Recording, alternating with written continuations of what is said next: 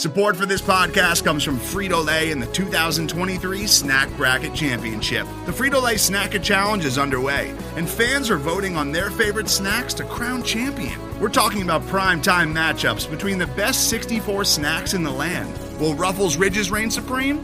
Can Doritos defend their dynasty? Or will Smart Food use their smarts for a surprise upset? Only you can decide. Get in on all the action for a chance to win up to $1,000 or a year's worth of snacks. Let your snacks be heard. Just go to fritolaysnacket.sbnation.com to vote and enter for a chance to win. No purchase necessary. Sweepstakes ends April 3rd, 2023. Void where prohibited. Year's worth of snacks awarded in the form of 52 coupons, each good for one bag of chips. See official rules at fritolaysnacket.sbnation.com. This is the Black Gold Banneret Podcast.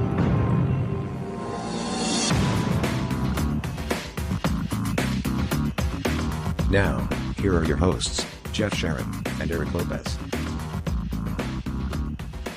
Welcome to the Black and Gold Banneret Podcast. Jeff Sharon and Eric Lopez with you here on, we're recording this noon on Wednesday, January 19th. Busy time for basketball. We've got a couple of big wins to talk about for both the men and the women. We got some returnees for football and some new guys coming in. We got Coach Abe joining us from the women's basketball team, Eric, later on in the show to talk to talk hoops. This is a big show for us, man. Listen, hey, it's cold outside. It's basketball weather. Listen, this is an exciting show. We got arguably the GOAT of women's basketball coaching history at UCF, Coach Abe, coming on the show with the job she's done fresh off the win against South Florida. And then later, we got news of the GOAT of women's soccer back in Orlando. That's a tease, folks. There you go. Yes, big news on that, which we'll talk about. Bryson Turner is going to join us a little bit later. But first order of business is UCF men's basketball, Eric Lopez. All right, last night, all was looking lost, was it not? UCF was down at the half to ECU in Greenville, 44-28. They were down by as much as 20 in this game. They were down 19 with 15 minutes to go. And then all of a sudden, something happened. And UCF ends up coming all the way back. Darius Perry knocks down a huge three in the final seconds to force overtime. And then UCF drops 20 points in the overtime period. In 5 minutes of overtime, they had 28 points in the entire first half. They dropped 20 in the overtime period and come out of Greenville with a much needed, I think we can agree, 92-85 win over ECU. Leading scorers for UCF real quick. Darius Perry had 19. Brandon Mahan had 19. All of that in the second half and overtime, if I'm not mistaken. Is that right, Eric? Yeah, Brandon Mahan scored all his 19 in the second half. Darius had most of them. I mean, this was a second half. Everything was majority second half and overtime. Yeah, and Darius Johnson, who I thought the true freshman did a phenomenal job of keeping UCF in the game when things were going bad. ECU at one point, ECU for much of the game was shooting 60% from the field. At one point, they made 11 consecutive field goals in this game. But then UCF, toward the end, made their last 6, and I think 7 of their last 8, in order to get the depth. What can you say, man? They needed this one badly, and they got it, and they figured out a way. You remember it was a few years ago where at the basketball court, they had the roller coaster design there, just kind of tease a little Disney kind of promotion, whatever it was. I would say that was that design was polarizing, to say the least. Well, they should bring that back for this team because that's what this team is. They are a roller coaster, up and down, halves by halves. You don't know what you're getting, and I think the ECU game was an example of that. The first half of ECU was kind of a continuation of the South Florida debacle on Saturday, where they just didn't get anything going offensively, didn't really defend, teams shooting the ball well on them, and then the second half they find themselves down 20, and they get hot. They get red hot. Brandon Mahan, who I now will call second half Mahan, because all his great performances in his Also UCF because career. Randy Shannon is gone, but anyway. Yes, that is correct. We need a replay. But he's a second half player, which is bizarre. I can't explain it. He can't probably explain it. And I definitely know the coaching staff can't explain it. He scores all of his 19 points in the second half, just like he scored 22 of his 26 against Michigan. And it's just, this team is wild. The one thing I will say, Darius Johnson, I wrote this on on the recap of the game on blackandgoldbanneret.com. The big positive, and I understand there's negatives, and we'll get to that in a second, but Darius Johnson, to me, is one of the bigger positives of the season. To me, he's the future of this program. And Johnny Dawkins, even on his radio postgame show with Mark Daniels, said Darius Johnson led the team in the second half. He brought some calm. He was steady. And I think when he's on the court, Jeff, it allows Darius Perry to maybe relax, play off the ball if he wanted to, be more aggressive offensively. I think he just allows other guys to get better. He's one of those guys that players around him play better. And I think Darius Johnson's growth continues on the offensive end, career high 16 points and 4 threes. But his defense had some big defensive rebounds during the comeback, had a good defensive possession there, contesting the last second shot at regulation. This kid is the future. And I think the reason I bring that up is the sky is not falling despite what others may suggest on social media. Because it's not been smooth. Everybody would agree with that. But the cover's not going to be bare in the long term. And I think this team, it's a weird team. It's up and down. It may continue that way. But there's optimism because, again, I think the talent is there, especially with Darius Johnson with the future. And I think the fire. People made a big deal of the C.J. Walker situation on the bench with about 11 minutes to go in the second half. I actually think that was a good thing. I think us as media, and I'm guilty of this, but us as media and fans, we make a big deal every time a player, an athlete, gets emotional on the bench or on the sidelines. And I think this team needed it. I think we were all screaming. And I think CJ spoke for a lot of people. And I think that lit a fire on that team. They were down 13 at that point. They outscored them by 20. And maybe, just maybe, Jeff, maybe this could be that turning point, and this team can kind of start going on a positive direction. Well, we've seen this before, right? Where it just feels like, and not just with basketball, with other sports too, all throughout the years. Like, you have a really talented team, and believe it or not, I feel like I was reminded of the baseball team a couple years ago that was really struggling. Then they had this big comeback win at ECU. Remember that? Yeah. I think it was like 2 or 3 years ago. And what is it about ECU that brings this out in us? And I thought that the really the key moment, we were chipping away, but it just felt like ECU just in the second half, late in the second half, just had enough to just kind of stiff arm us, right? And they got a dunk by Alonzo Frink with under 5 minutes to go up 10.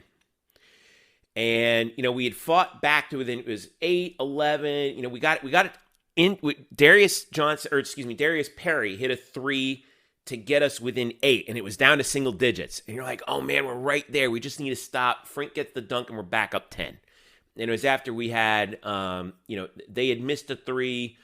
C.J. Walker had missed a 3. Brandon Mahan had missed a 3 after a turnover. It just felt like, that was our shot, right? So Frink makes that dunk. And then coming right back out of it, all right, Brandon Mahan misses a jumper in the paint, and John gets a rebound, and he swings it back out to Darius Johnson, who's not really known for his shooting, right? At least not yet. Drains that 3 to make it 70-63. All right? Get it back within single digits with about 4 minutes to go. I was like, okay, we're within single digits heading into the under 4 timeout. Now it's a different ball game. If we get one more stop, then you can get within 5 or 4 with a 3. And then lo and behold, that's Darius Perry, jumper to cut it down to 5. Brandon Mahan, jumper to cut it to 3. ECU was back up 4, but then Darius made the 2 free throws. Felton missed the jumper. We get the rebound, and then Perry makes that 3 on what I thought was a real alpha dog play by him. Right? Because he got the ball out on the right wing, and he's like, the heck with this, I'm getting it. And did you hear the ECU announcers were like, don't let him shoot. Don't let him shoot. Right. Whatever you do, don't let him shoot. What did he do? They let him shoot. And boom, tied game. So I thought that I put this up there on Twitter. This game was the two Darius. It was the Darius and Darius show, right? They really play well together. Yeah, I think they really do. That 2-point guard alignment really works. Really works. Well, and Coach Dawkins even said, I think at the end of the game, those 5 guys he went with at the end of the game, Darius Johnson, Darius Perry, Brandon Mayhem, Walker, and Mbake, I think that's your closing 5. And I get a sense he's comfortable with that. That's your crunch time lineup right there. And I think now the question is, from the staff standpoint, is do you keep bringing Darius off the bench, or do you just consider starting him? I think that's all, who knows what they'll decide to do there. But I think you're going to see Darius playing crunch time minutes. And I think it's a positive. I think he can help this team win right now. I think he makes them better right now. But I think you also develop him for the future, because he is part of the future of this program. Yeah. And I think that's significant. So I think that works in 2 ways. Yeah, he's going to be driving the bus real soon. Yeah. 15:38 left in the game. UCF was down. Here's what I had. UCF was down 57-38. UCF outscored ECU 54-28 the rest of the way. Second half, Darius Perry and Darius Johnson combined. Get this. 21 points, 7 of 10 from the field, 5 of 6 from three-point range, 7 of 11 from the line, and this is the 2 of them combined. 8 rebounds, 6 assists, just 2 turnovers. They had 4 turnovers combined in the first half and 3 steals. That's significant contribution from your backcourt right there, and they really controlled the game. And it was also the stuff that they didn't do, or excuse me, the stuff that didn't show up in the stat sheet that was key, because defensively in the backcourt they finally put the clamps on ECU's backcourt right when they needed to. No doubt they did. And now, obviously the question will be, can they just carry this over to the next game? And I think that's why everybody's a little frustrated, a little kind of stressed out. It's like we can't, it's a half to half. Why can't we see this more consistently? Mm-hmm. I don't know. All I can tell you is this is kind of been the group that's up and down. Like some people are saying, like, what happened? This is not the same team as since Michigan. No, that's actually not true. They're basically the same team. We forget they were down double digits to Michigan in the second half before Brandon got hot and everybody else got hot in the second half. This is who they are. And hopefully, I think the defensive intensity was there at the end. You hope they carry this over. Sometimes you need a blow up, a blow over. I feel like sometimes as a team, when you're too quiet, there's not that personality. That kind of brings in some passiveness, some tentativeness. Sometimes you need somebody to just say something and yell. And I thought what CJ did was good from that standpoint. Not that you want to see that all the time, but I think people are making too big of a deal out of that. I think sometimes you need somebody that can light a fire on somebody, and that could light a spark on a team. It's like you and I. You and I yell at each other all the time because we light a spark on each other. It makes us better. That's right. That's right. The goal. So, yeah, no, I think that's a good point. Because you could tell just looking at CJ. I think somebody had some video from courtside from that because it happened during a break. But like CJ, he had a look on his face of just like, I freaking had it with us playing like this. Correct. Yes. And to be honest with you, I thought that he was right. The rest of us, I think felt the same way. Like, how could this be happening? And everything flipped in that minute. And by the way, did you notice who was the guy who came over to him and said, hey, all right, we're good now. We understand. Let's go. Darius Johnson. Darius Johnson. He's a steady guy. That's a true freshman. Correct. He's a steady guy. And that's why I'm excited about the future. A lot of B.J. Taylor in that kid. Correct. Don't you think? Correct. Agreed. Yeah. Agreed 100% with that. Yeah. That's so, big. All right. So let's look ahead now. Now, I know you're going to be like, this doesn't matter right now, but we have to update it anyway. In the net, UCF they actually moved up 7 spots from 85 to 78. Part of that was because of, believe it or not, Miami moving up 16 spots. that Miami win looms large. Well, because Miami destroyed North Carolina. That's why.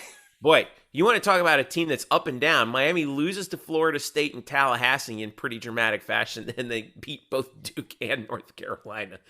All right, so the upcoming week for UCF men's basketball looks like this. They're Saturday, 2 p.m. at home against Tulane, which you can't really sleep on. And then Wednesday at 8, they're at Wichita State, which is just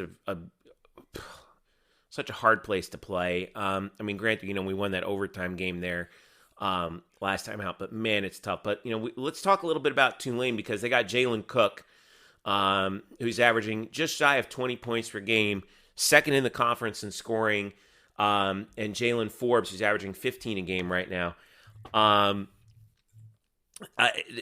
Tulane worries me, man. There's something about them. They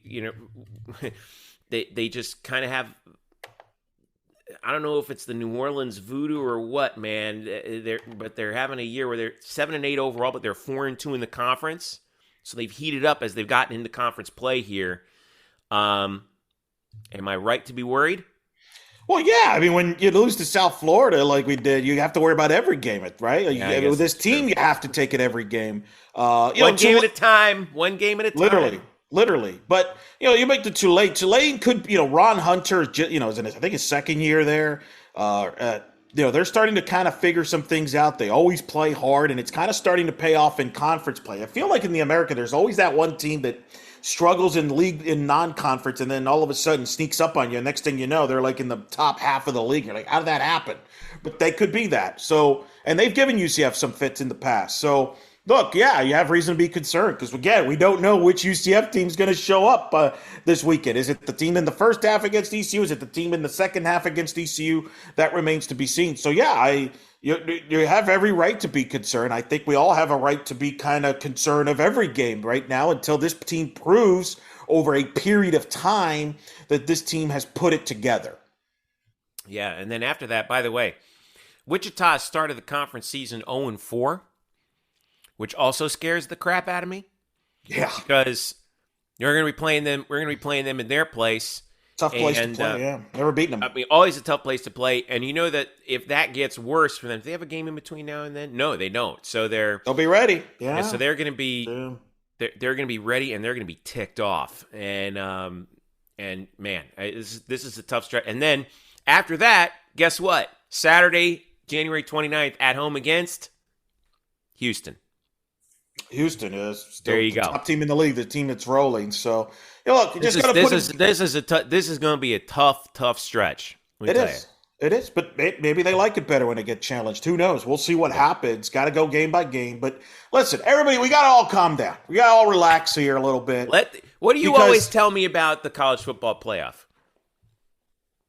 That people worry about. Let it play out. Well, and here's the thing. It's a good comparison because I feel like we have lost our minds in general, which I know it's a shock in college sports. Let me give you a couple stats here. Leonard Hamilton, right, beat Duke the other night. Dramatic overtime win, started to figure things out. In the mix to be inducted into the Hall of Fame. Great coach, correct? Unbelievable success. Inducted into the Hall of Fame, no doubt. At Florida State. You know how long it took him to get FSU to the NCAA tournament when he got there?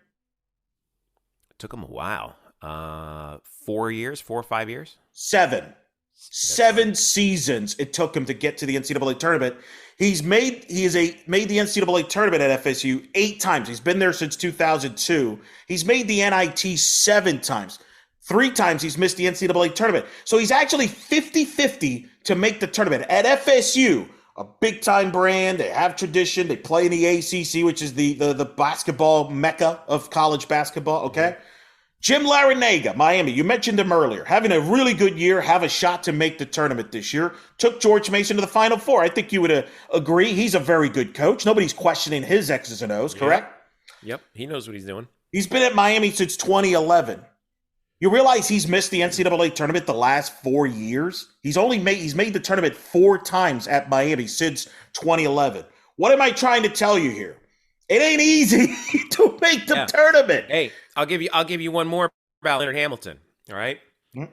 Some of us old school folks remember when he started out, or he didn't start out. He started out at Oklahoma State, but he took over the Miami program initially. Yep. Right when Miami restarted basketball in 1990. How long did it take him to get to his first NCAA with Miami, which, by the way, they were in the Big East at the time. But what was it? 8 years? 5, 6, 7, 8th year. Man, I'm good. My memory's 8th good. year they finally got it, and they went three straight NCAA appearances under Leonard Hamilton out of the Big East before he actually went to the Washington Wizards and then came back to Florida State. But that gives you an idea of how hard this is, man. In this state, too. In this state. That's why I singled them out. Basketball is not a microwave sport. Correct. This ain't football, okay? And I still think this team, if they were to make a run and make the NIT, I still think that's a successful season. You remember we did the basketball season preview show. I said postseason is the expectation. I didn't say NCAA. I said NCAA or NIT. And some people that might want to scoff at that's listening right now, I got news for you.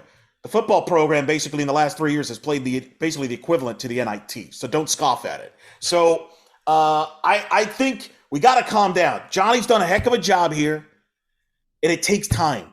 It takes time. And in basketball, blue bloods rule the sport. We're not a blue blood, guys. I'm sorry to break it to you. And not to mention the fact that in addition to this, Johnny and his staff are going to have to be dealing with a conference transition, which none of those guys have before, which complicates it even further. Correct. So, what's our win-loss record right now? Right now, 11-5. Really? Huh.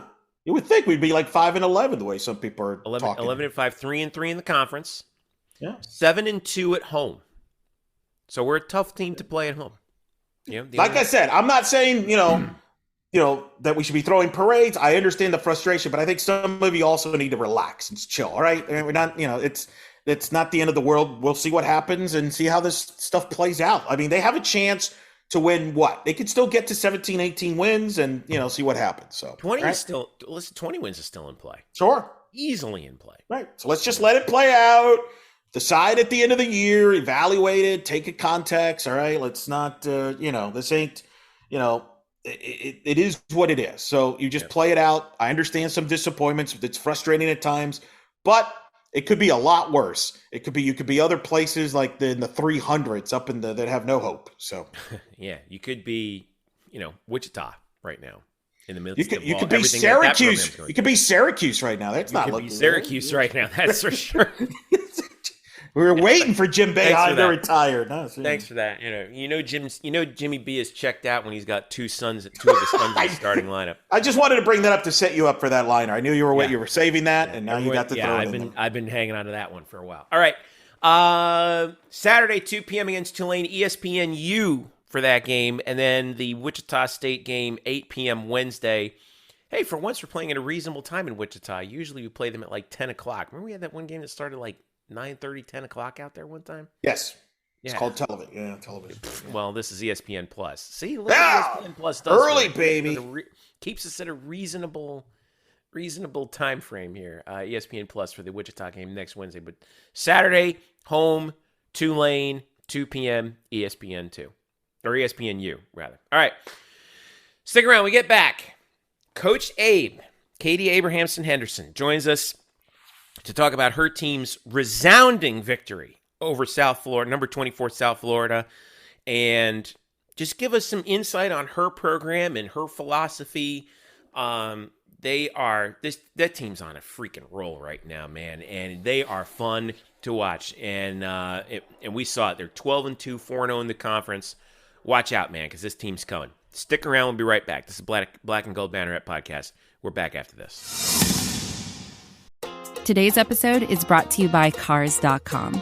With over 2 million vehicles and 50,000 more added every day, Cars.com will match you with the perfect car for you, your budget, your life, your style. And if you're ready to say goodbye to your current car, Cars.com will get you an instant offer to cash it in. Just start by entering your license plate and get matched with a local dealer who will write you the check. So whether you're looking to buy or sell, just go to Cars.com. It's magical. Welcome back to the Black and Gold Banneret Podcast. Jeff Sharon and Eric Lopez with you. And joining us now, the head coach of the UCF women's basketball team. This team has been rolling this season and just came off of a really impressive victory by any standard against number 24 South Florida. They are now 12-2 on the year, and somehow are still only receiving votes in the top 25, which I consider to be a hate crime, basically. They're coming off a 16-point win over South Florida at home. They are at Cincinnati on Saturday the 22nd. Coach Abe, Katie Abrahamson Henderson, joins us here on the podcast for the first time. Coach, how are you? This weather seems a little bit more to your liking, I think, now this time around, isn't it?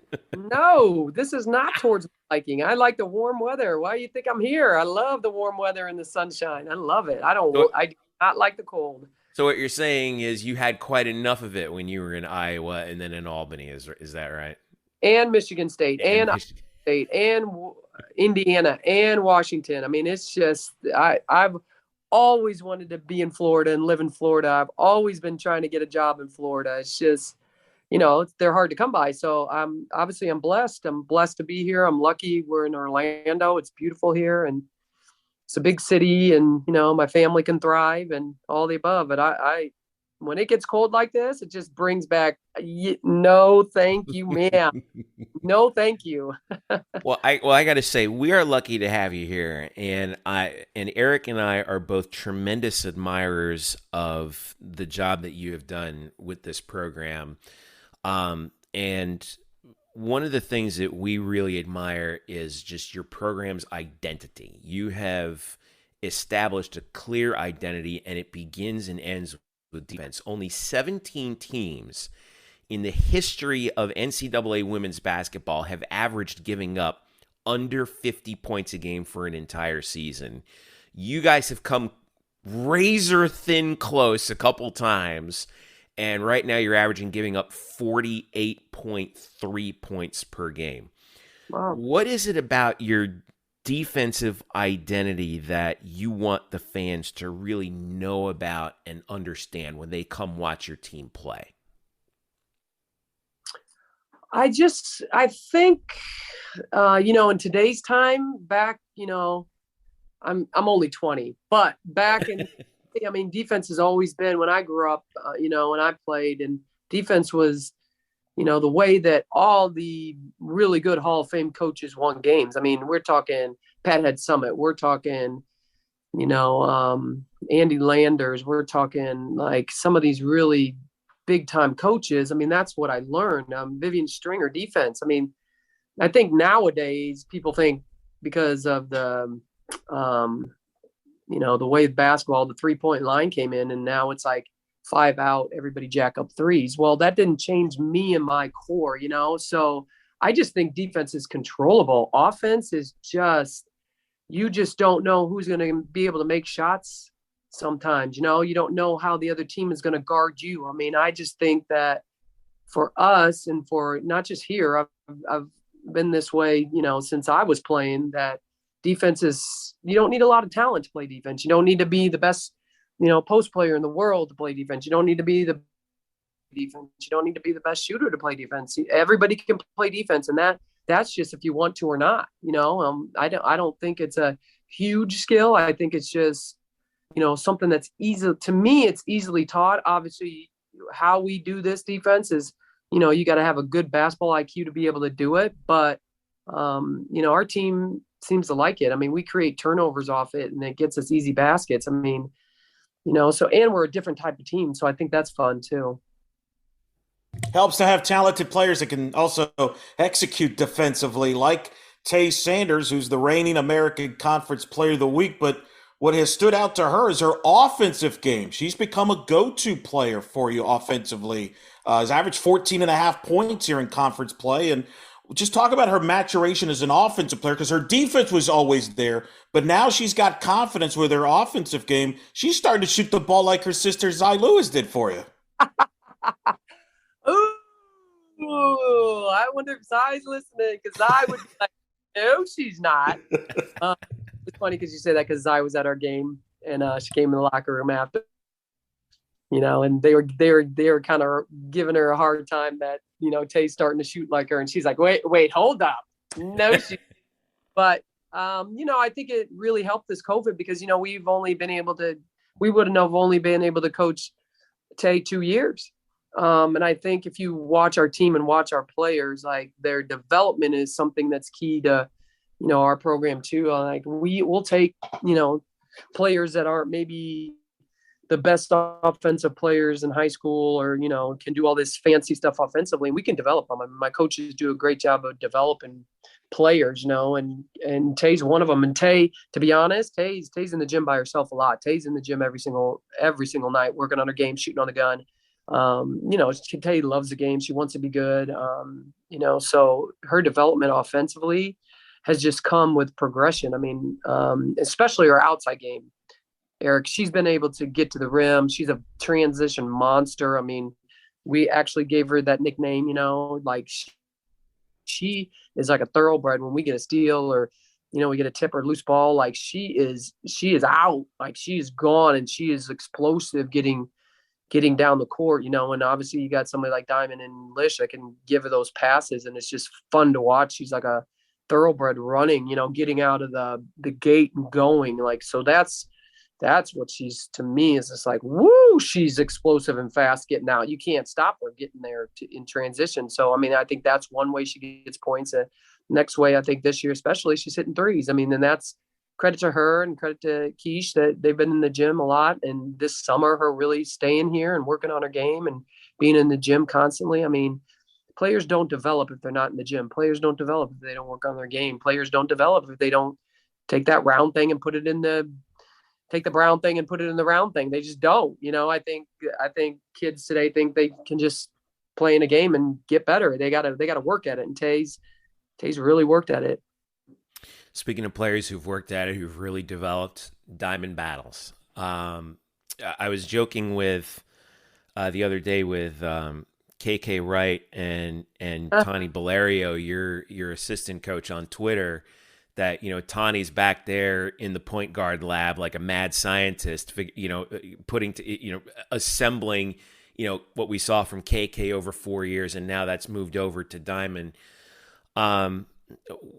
What does Diamond bring to the table for your team that, because she strikes me as kind of like the alpha dog out there, right? Like, it seems that everything she's in control, things kind of flow through her. And even when she's not having like the best shooting day, she still figures out a way to get the team where it needs to be. What has she meant for your team? Not just last year where she really made the leap, but this year. Yeah. I mean, you said it. I mean, she's like the passion, the dog, the fire. You saw the first possession of the game when we played USF and they got that trap, and she just was on the floor and she was like, had that dog in her. She's just like, yeah, like so passionate. You need people like that on your team. You can't have, I would love to have a bunch of them, but you can't have a bunch of them, because then, it's just a lot, but, that's what she brings to the table. I mean, she's super competitive. She hates to lose. She's super fiery. She was absolutely like that in high school. Her high school coach was great.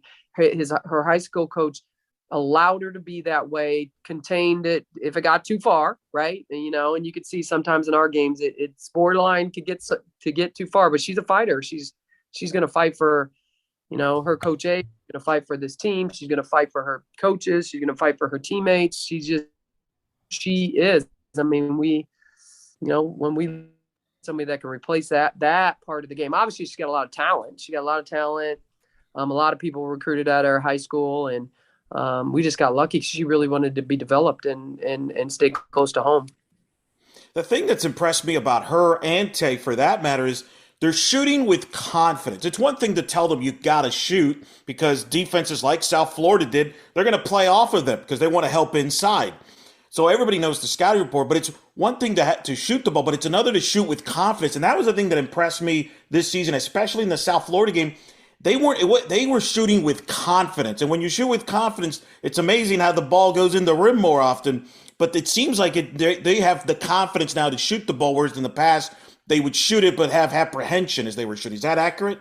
Yeah, I think so. And I think that, we've talked all year about we have to have balanced scoring. We cannot have one high score. We can't. And we're not going to be a championship team playing that way. And that's where you see championship teams, everybody's a scorer. So obviously for offensively, I am an offensive coach too, everybody. I think that you just see defense. But offensively, we really have really worked on our sets and where they get shots and how they get shots, and not just the guards, but the posts and how you're getting shots. And and trying to be really key on, this is where you're going to get the shot in the game. This is what we got to work on. Obviously, every scouting report's different. So South Florida played us completely different than Iowa. Iowa played a box and one and triangle and two. So, that was a whole nother thing. And so did Mercer. So, we know and we've seen for all these years that Tay and Diamond have been playing for us. If we're talking about South Florida, we've seen over and over and over again how he sees over and over again how we play them. So we knew that coming in. We had time to prepare for it. We had time to, get their mindsets ready. In practice, we were like, shoot it. We're going to go get it. Destine's going to try to get every rebound anyway. And so is Moss, and so is Brittany, and so is Tay. We're going to just shoot it. Shoot it with confidence. And I think us saying that over and over again really helped them. Well, a player that certainly, when she shoots, has confidence is Alicia Lewis. You and I have talked in the past about you want her to shoot more because she's such a great shooter and she loves passing the basketball. But the thing that's really stood out to me this year is her defense. She had the 10 steals, which tied a school record. Then no one's done that at UCF since 1988 in the win against Houston. But she's really around the ball a lot. She deflects balls. And it's not an accident that every game she's always at the top in the plus-minus category. Just what have you seen from her this year compared to last year? It seems like she's taken her game to a different level. Yeah, it's just time. And I think that because she came in as a transfer, they didn't think those two Asian lists didn't think they were going to play last year. Then all of a sudden at the last minute, they got cleared. And so boom, they're thrown out there. That's hard. That's like a new system, new everything. So I think it just took some time for her to learn her role. Now she's a pass first point guard and she's a phenomenal passer. Her and the kid at South Florida, they could pass the ball. That is what they're good at. But obviously this game and her teammates, she's very unselfish. And her teammates really are, stepping up and saying, shoot the ball, and there's times she's still open and she's not, her eyeballs are looking to pass all the time. It's not like she's just trying not to shoot. It's just when you have a point guard head like that and you catch the ball, your first thing is to look at everybody else, not catch the ball and shoot. You know what I mean? I don't know how else to explain that, but she's there's times we're all constantly saying, everybody get ready for the pass because Lish is looking at you and you don't even know she's getting ready to make that pass. So keep your eyes up, right? And then everybody's like, Lish is open. She needs to shoot it. And we're like, yeah, but she's also looking to pass too. So it's training her to be able to do both. And I think this year, because it's her second year now and her second year with, playing and learning the new system, she's been in 3 systems, Georgia Tech, Syracuse, and now us. I think now she gets the system. She understands the system. She's the only one that she only has to play the top. Diamond's got to play the top and the wing.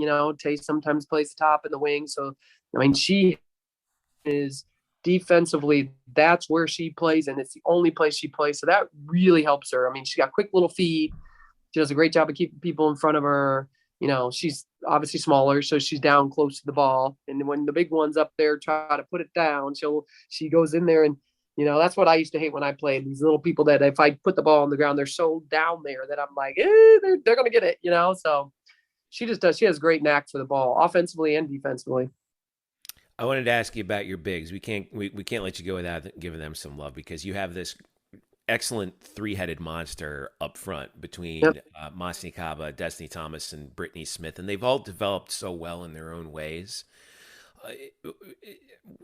It's got to be a huge luxury having them all play in a way where it feels like they're all on the same page. You substitute them out, in and out for each other rather frequently based on the matchups that you like.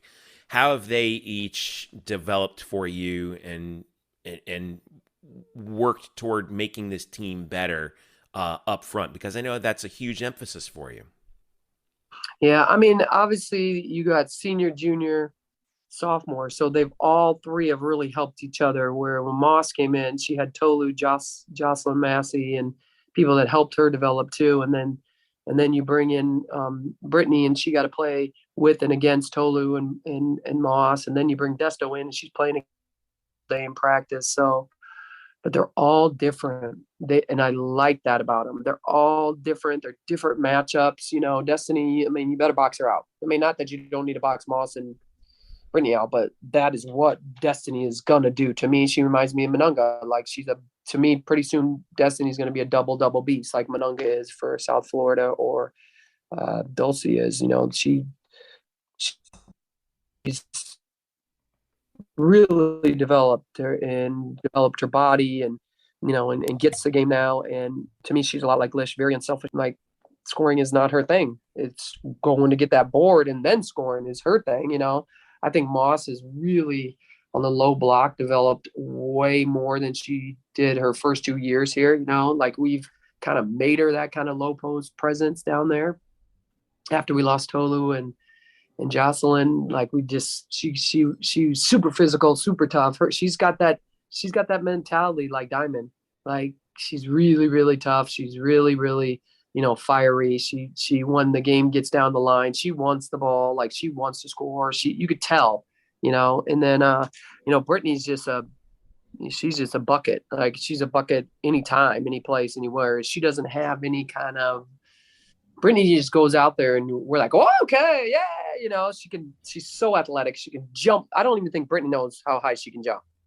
Like she jump over, she got great hands. She got beautiful touch on the ball. Like, so every game, like Isukin does a good job with all of them. And just, this is how you're going to score this game. This is the move you're going to make this game. This is what we're looking for off of, this play. And so she does a good job of really getting them ready for how the game plan is going to be when these guys go in. These teams are not going to W Brittany. So now you're free, so this team's is going to W middle Moss. So you need to go baseline.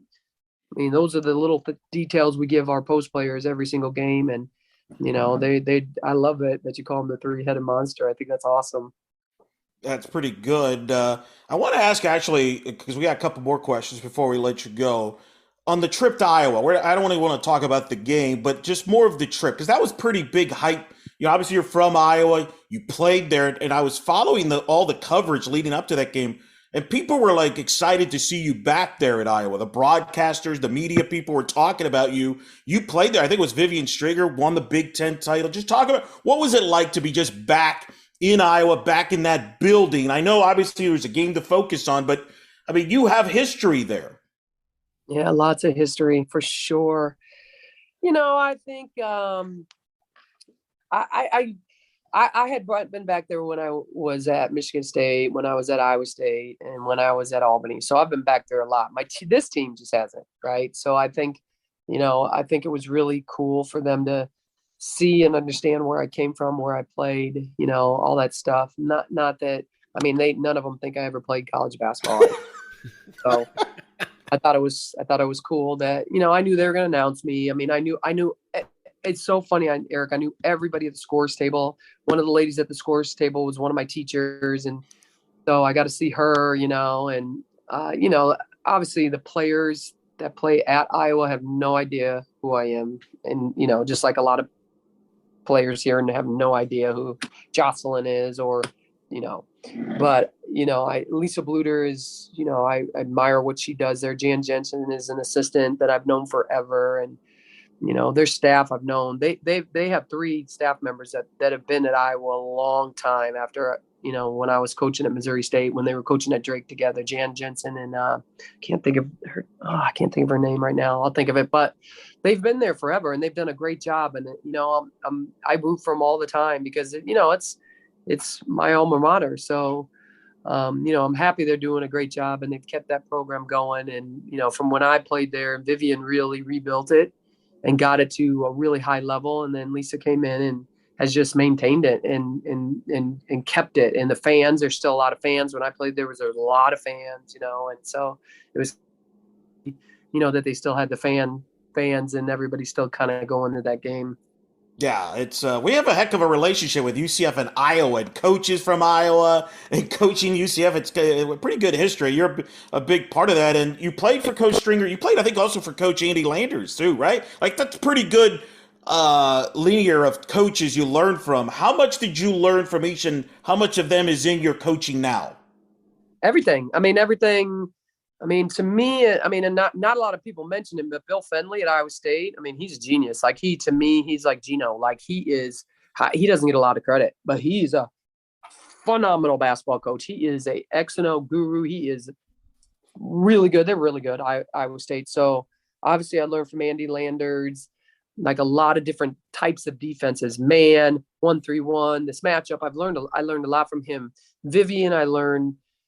Just a lot about like offensive flow and the presses. I mean, when I played at Iowa, I pressed and we ran 55 and we ran a jump. And, I learned that from her, and I learned, kind of different situations and scenarios from her. Joanne P. McCauley at Duke. I mean, people don't mention her, but I learned a lot from her, the community relations stuff. I mean, and the matchup we play now, we played it at Maine because it's Joe Champy's, and Joe Champy, she worked for Joe Champy at Auburn at Maine. And then Bill Fenley to me is like, I learned a lot of my X and O's offensively from Bill Fenley. He is a genius when it comes to offense. So, I mean, I got all of them in me. I mean, obviously, no matter what you do, like you learn and you steal and you take and you absorb from everyone you're around. I mean, I learn and take and absorb from Johnny. I learn and absorb and take from games I'm watching on, film. So as a coach, you really learn from everything. But,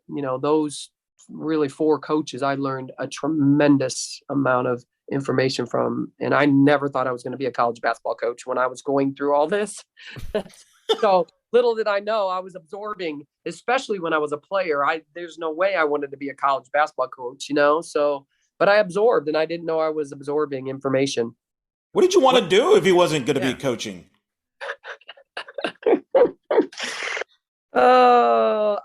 I wanted to. I'm a fitness body person. I mean, I've always been that way. I wanted to like do something in, sports related for sure. I didn't know if I wanted to be like run a fitness club, run a country club, run a big time NBA program. Like I wanted to be involved in some sort of managerial role, but I also, thought I got into fitness training a little bit, but I knew there wasn't a lot of money in it. So I was a personal trainer, a GA, and a basketball coach when I was at Duquesne. I was doing all 3, so I just kind of got into it when I was at Duquesne, and I really felt like women needed to be empowered, and I kind of just stayed in it because a lot of people always were trying to hire me to stay in it and keep. So I just kind of took jobs as they came, and then eventually I got my first head coaching job and was pretty successful. So kind of stayed with it. Well, we're glad that you did. I can tell you that. And a lot of the players did. You talk about you're always learning. Last question from me.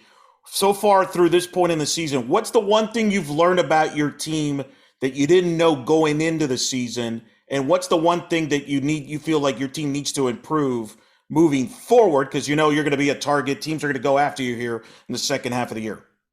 Yeah, I mean, offensively has been my thing all year long. And I didn't know when that would happen, when we can start clicking offensively, everybody being, having everybody in the scoring category, not just 1 or 2 people. I didn't think it would be as quick as it started when it was with Tennessee. And then, we beat Arkansas and, all those teams. I think we got some good wins early with this team. Obviously it's a veteran team and everybody's back, but obviously our defense was great. But offensively, if you're asking the question, I think we've gotten a lot better at it, but I think we need to continue to keep getting better offensively, and get a couple more people, Shania and Neela. Obviously it's their first year again, like your first year and these big games. I mean, we have big time games. It's not like we've been playing games that, a lot of games have been super close. So I really want Shania and Neela to really continue to keep contributing, because that's just going to help us down the stretch.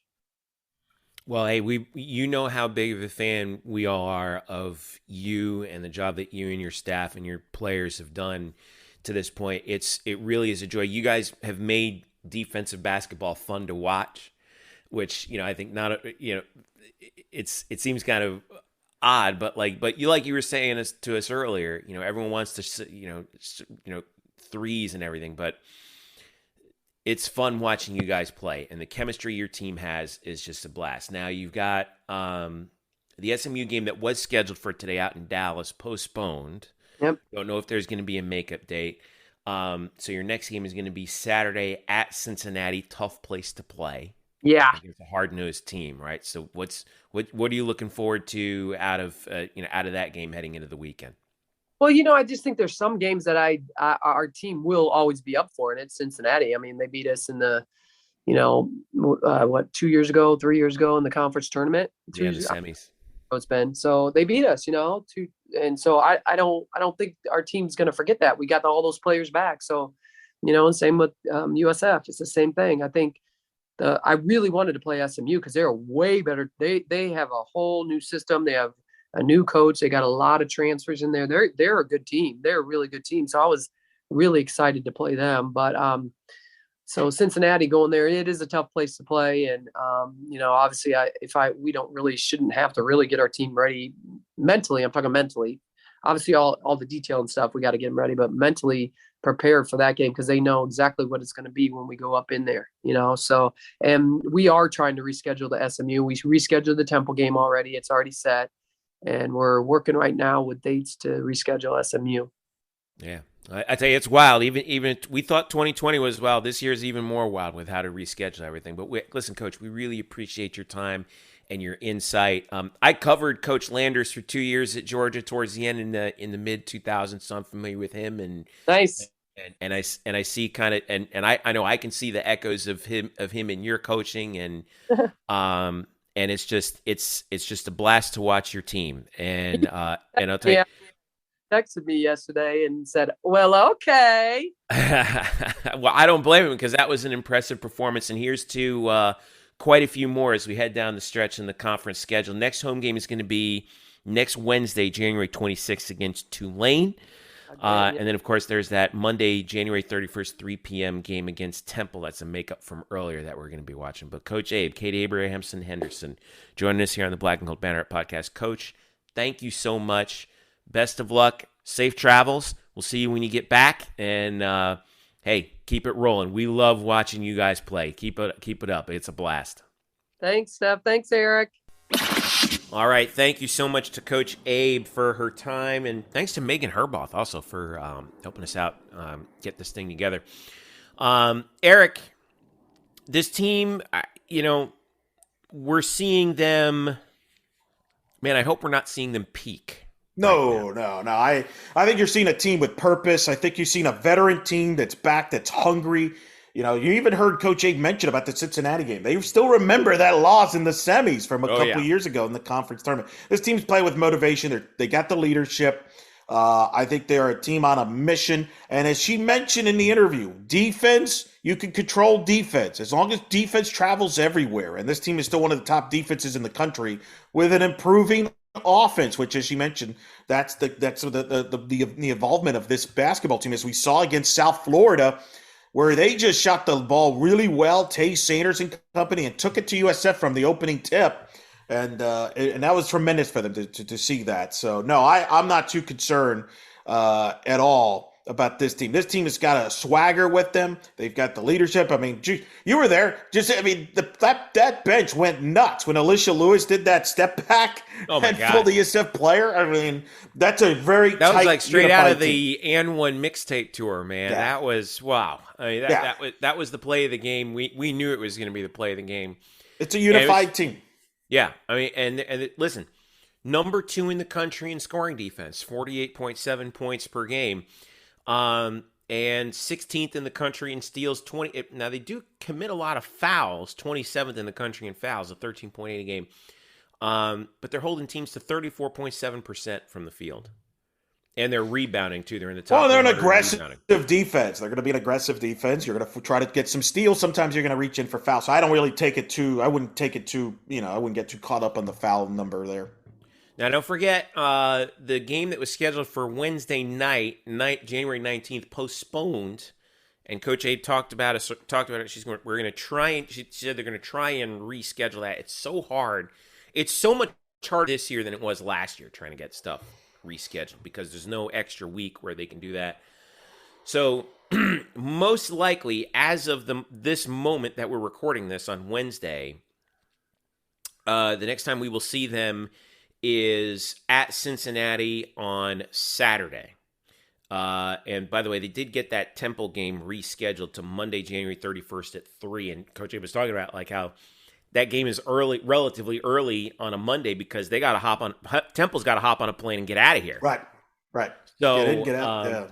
Yeah, to get back home to finish up their schedule. So, but there's still lots of basketball to be played. There's 2 games against Cincy, 1 more against South Florida.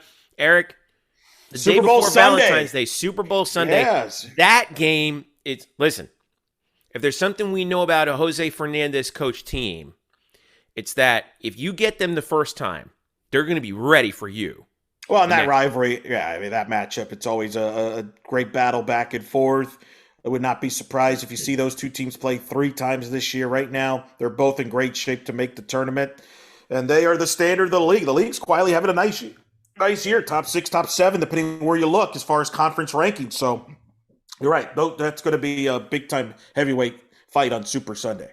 Yeah, and look at UCF right now in the net 32. They moved up 1 spot. South Florida at 39 right now, and those are the two big dogs out of the American right now. Because as I scroll down in those net rankings, Houston's at 77. And listen, I think Houston's better than that personally. Yeah, based I think on what I saw. They had a couple losses that was kind of head scratching, but remember, the tricky thing about it, I think Houston had some COVID issues early in the season, and that affects your performance. Obviously, you're shorthanded on certain players. So some of these results, it's a very challenging time right now to evaluate teams because of all the circumstances that they're all dealing with. Yeah. Well, first thing we got to do is take care of Cincinnati. Even though Cincy's 0-4 in the conference right now, no. You better believe, like Coach Abe said.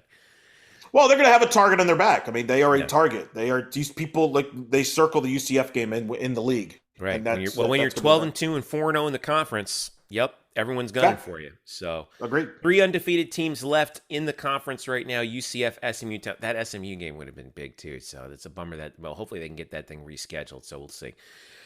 All right, we come back. Lots of news to talk about with Bryson Turner. We got tennis starting up. We got some football news to talk about. We have a UCF and women's soccer legend coming back to Central Florida. Lots to talk about here coming up in the next segment. Stick around. We'll be right back. This is the Black and Gold Banneret Podcast. Welcome back to the Black and Gold Banneret Podcast. Jeff Sharon, Eric Lopez with you here. Bryson Turner joining us here for segment 3 as we wrap things up here. Lots to discuss here, Bryson, but I wanted to start with the prodigal daughter coming back home to Orlando. Michelle Akers, friend of the pod, who we've had on before, is coming back to Orlando as an assistant coach with the Orlando Pride. Now, Amanda Cromwell, who used to coach at UCF and was a member of the Team USA back in the 90s with Michelle Akers, is now the head coach with the Pride after leaving UCLA where she won a national title. And she has convinced Michelle to come down to Orlando and serve as an assistant. This is a bit of a surprise, but wow, this is really cool to have the great Michelle Akers back here in Central Florida. Oh yeah, I think I'm excited to see her foray into coaching. I mean, we've seen with UCF sports that former athletes coming back to coach in different sports has been a thing for UCF, and so I'm very interested. So I'm very interested to see Michelle Akers evolve over the course of her coaching career, especially since it's going to be so close to home with Amanda Cromwell as her boss. So it's always just nice to have homecomings. We've had plenty of those this week. Yeah. Eric, this is big for the Pride, man. I mean, Amanda coming back is obviously huge, but Michelle Akers, wow. I mean, it's, nothing against Amanda, but this is a blockbuster. I don't think anybody saw this coming. We'll have to probably post that Michelle Akers interview we did with her about a year ago. Yeah, because they're close. Obviously, they were teammates, the U.S. national team. And this is kind of funny. If you remember in the interview, it was Michelle Akers that convinced Amanda to take the UCF head coaching job.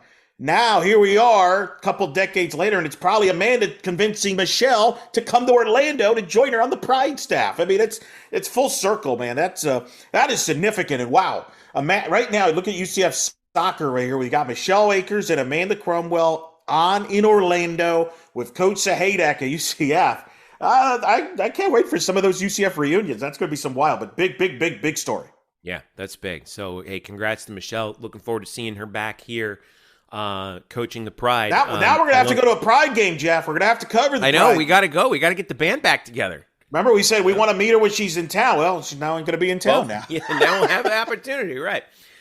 Bryson, let's talk a little track and field because the track and field team opened up the outdoor season. Indoor. I'm sorry. Yeah, that's right. Indoor season. Thank you for that. Latasha Smith named the American Athletic Conference Track Athlete of the Week. She won the 400 and finished in the top 10 in the 300 at the Clemson Invitational. But she wasn't the only one who had a pretty good weekend, wasn't she?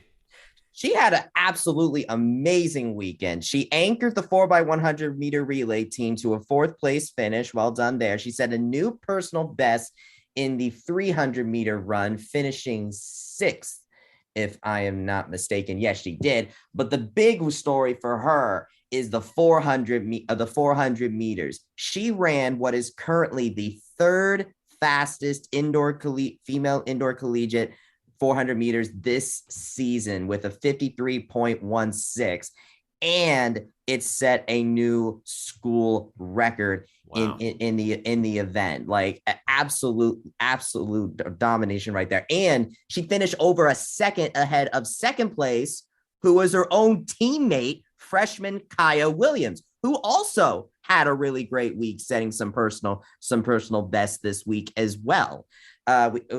We also have of course, the return of our girl Renaya Jones. She set some personal bests in the 60 meter hurdle and 60 meter dash. She finished in 6th overall in the hurdles and 7th overall in the 600 meters. And she also finished 8th overall in the 200 meters. So very nice return to action for her. And Jasmine Scott Kilgo performed very well in the long jump and triple jump. In the long jump, she was joined by 3 other knights in the final, and she finished 3rd. And then in the triple jump, she finished 5th, which was her first ever indoor triple jump, by the way. So nice job from her. And I honestly wish I could talk about this team all day. Natalia Madison, in the high jump, she finished 8th. I mean, there's just so much to talk about with this team that I could talk about it all day. But I know that we've talked about the 2017 track and field team and how it's one of the great teams. And I'm not saying this team is stacked up to that right now because there's a lot of young faces, but I'm seeing I think what this meet shows us, there's some extra talent on that team. It's not just Renaya Jones and everybody else. There's a ton of talent here. Oh yeah. Yeah. By the way, Renaya's not to harp on Renaya, of course, but her 60 hurdles and 60 dash, her times qualified her, if I'm not mistaken, for the conference championship already in 1 meet in. So that's a big win right there for UCF, which, we don't have an indoor track and field facility, right? And it is a little bit different out there. So for UCF to perform as well as they do in those indoor events, I think it's pretty remarkable. We used to do pretty well in the indoor when Carl Smith Gilbert was here too. And, since then it's kind of like, that kind of I think that's taken a backseat to the outdoor season, but not anymore. I think that's a good reflection also on the coaching staff as well, and what Dana Boone's been able to do.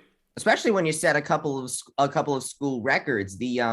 I forgot to mention Charlotte Crook set a new school record in the 1,000 meters that has stood since 2007, and then the 400 meter record that Latasha Smith broke has stood since February 2016. Right. So yeah, just absolutely blown away that this is where we're at 1 meet in already. Yeah, 1 meet in. All right. Men's tennis opened the season. They were number 11 in the country. Came up short in Athens against number 8 Georgia. This was home. It was home at the USTA National. Oh, it was home. It was okay. Yeah, yes. Sorry about that. The Georgia's tough. It's because they're Georgia. And it was a pretty dominant performance by the Dogs. But what did you see from what UCF was able to do in this against a pretty stalwart Georgia team here? Well, I think the big thing is that Georgia's ranked number 8 for a reason. They are a top 10 team, and they showed it today.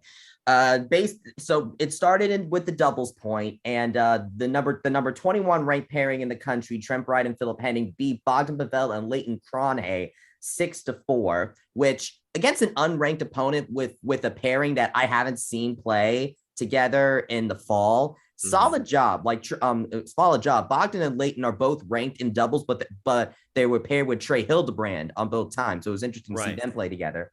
Eric Revelius and Blake Kreuter then beat Alan Rubio and Kento Yamada 6-3 and 6-3. But that unfortunately left the matchup between Tristan McCormick and Hamish Stewart and Trey Hildebrand and JC Roddick teaming up, which I thought was very interesting to see. They were tied 5-5. So it was a very close match that unfortunately just wasn't finished because Georgia had already gotten the doubles point by that point.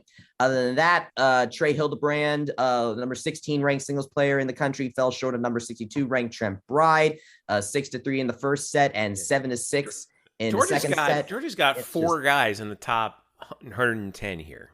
They're stacked. They're stacked. Top to bottom. I think if I had to go top to bottom, I think Georgia's probably the better team. I think Trey Hildebrand, if you take the top players on our team, I think several of them are good.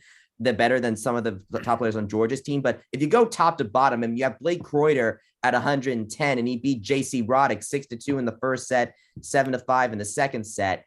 Alan Rubio did put up a good fight as well against number 32 ranked Hamish Stewart.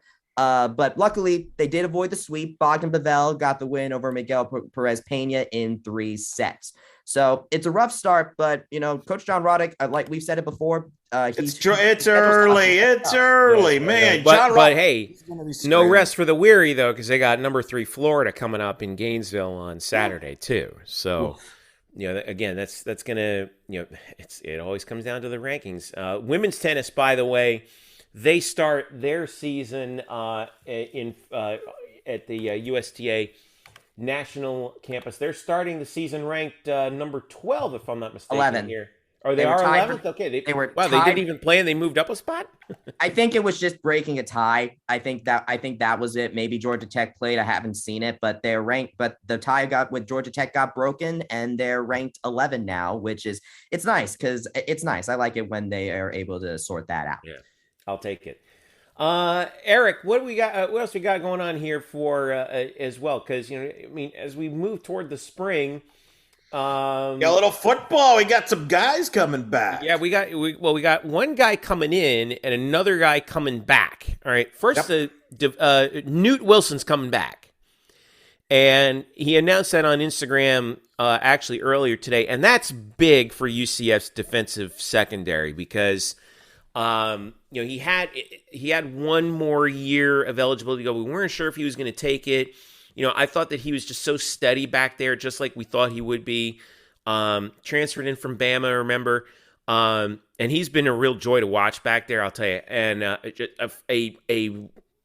explosive tackler. I've really liked watching him back there.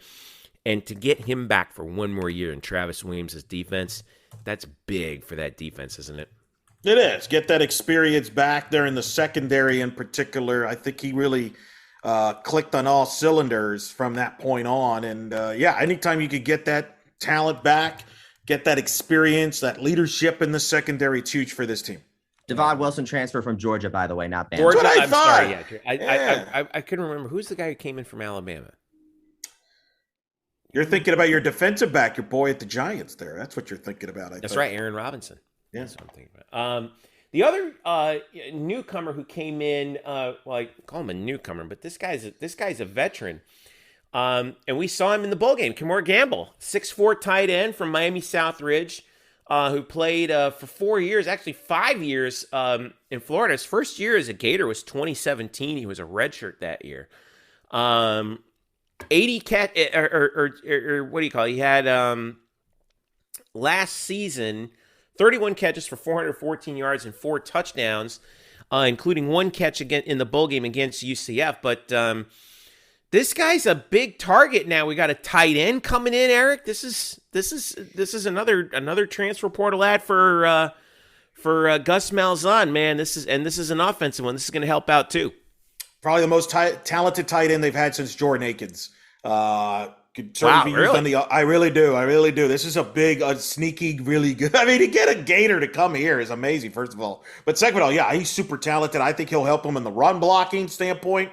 He'll help him as a target and use the tight end more. You're right. With him, that's a big move there. And getting Kobe as well with Auburn. I mean, all of a sudden, that skill position that people were wondering about, this is this is why you can't evaluate the transfer portal until the end, because you're going to lose some, but you're going to gain some. And it's just a matter of how does it all play out at the end. And I think UCF's Gus is doing a nice job here at the portal and being a nice pickup there at tight end. Yeah, that's so I'm looking forward to that. By the way, our thoughts are out to Christy Malzahn, who was in the hospital, came out this week that she's hospitalized with some kind of infection. They weren't clear about what it was, but hey, listen, anytime that happens, that kind of stuff is scary. So our best to Christy and all the Malzahn family, hoping she gets through okay, and is recovering quickly. So Christy, we're thinking about you. Last thing we want to talk about, Bryson, cheer and dance in the UCA UDA. Kind of a disappointing finish for the cheerleading team who, they finished in the top 5, but they were first coming out of the semis, right? And, South Florida, 2 in a row for the Bulls. We thought that last year we would just chalk it up to COVID. No, they're for real, man. What's going on there? Well, looking at it, I mean, they had a great performance in the semis. But I think what's important to look at is there are 2 scores in these things. There's the raw score and the event score. The raw score basically accounts for how difficult a routine is. So the routine is, while the event score is more like, regardless of what you did, how well did you do it? So in the finals, UCF had the highest raw score. The problem is that they also had the second most point deduction, the second largest. So they definitely messed up somewhere in there. While USF, they had a solid raw score, 93.9, not that far below UCF, and they had 0 deductions. So from what we're seeing here, UCF just attempted a really difficult routine, and it didn't really work out. While USF did a slightly less difficult routine, but did it pretty much perfectly. And that's what got them to win there. That's what always happens, right? It's like you got to hit in the finals, and UCF hit in the semis, but like a bobble here, a bobble there. I mean, that's what happened with Kentucky. Kentucky's up there every year. They had a really rough go at it, right? I mean, they finished, I think, in 7th. Yes. No, 8th. They finished 8th. Okay, so like that's a big upset. And to see them fall down. I mean, how many national championships have they won over the years? I mean, like dozens. So yeah, it's just, I said this on Twitter, man, and it bears true. Like UCF cheerleading has the toughest road to a championship of any team that UCF has. Why? They have 3 minutes. All these other teams have how many games, right? Plus the postseason. This team's got 3 minutes. 3 minutes to show your best, and that's it. But night moves. Best finish yet. Under first-year head coach Joyce Winter, by the way, the UCF dance team is very active on Instagram and not Twitter, I have learned. So Joyce Winter came in July 21st, so not even a full year in. And she has gotten Night Moves to their highest ever finish in the hip hop category in program history. And you can watch the full routine on their Instagram. They posted it, and well done. I mean, they basically in the finals, they finished with, they had 103.4 raw score, finished with an 89.913 event score. The winner ended up being LSU with 112, but that's some progress right there. That's progress. You know, I feel like Night Moves always gets underappreciated sometimes because they're kind of in the shadow of the cheer team, but they do a phenomenal job year in and year out. They've always been national competitors, and it's tough in dance, man. But congratulations to them on a job well done. So, all right. I'm just excited to see what they're going to do in the future, because this is just the first time that Joyce Winter has headed this program into the national championship, and they managed to do, and in the hip hop category, they managed to do better than any other team has in history. So great job. That's going to be fun to see them advance. You know, we see them in basketball all the time, just like the cheer team. We saw the routines and that the cheer team is doing. It looked a little rough there initially for the cheer team, but man, did they pull it together toward the end when we saw them in basketball, and that was good. Such a bummer that they finished where they did, because I thought they did a phenomenal job. Really grew a lot in the last couple weeks. Right at the very end, they were pulling some stuff together, so that was fun. All right, so let's finish this thing up here, Eric and Bryson. You can follow Eric at Eric Lopez Elo. Follow Bryson at It's Bryson Turner. Follow me at Jeff_Sharon, and follow us collectively at UCF Banneret _SBN.